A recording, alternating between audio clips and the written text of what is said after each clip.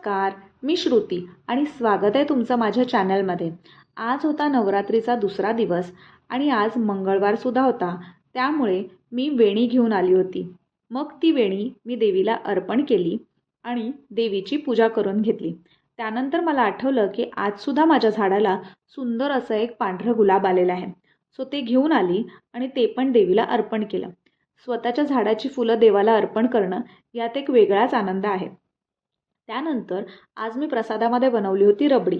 आता रबडी कशी बनवायची हे जर का तुम्हाला बघायचं असेल तर व्हिडिओ मी ऑलरेडी चॅनलवर पोस्ट केली आहे. लिंक जी येते डिस्क्रिप्शन बॉक्समध्ये देते.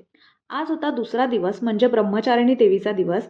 सो आज तिला साखर अर्पण करायची होती. ती दाखवली. रबडीचा पण नैवेद्य दाखवला. मग मी चहा पिला आणि आज जेवणामध्ये होता वरईचा भात, शेंगदाण्याची आमटी, बटाट्याची भाजी आणि रबडी. जेवताना टी व्ही पाहणं माझ्यासाठी मस्ट आहे. ते झाल्यावर मग मी अजून एक सप्तशतीचा पाठ केला.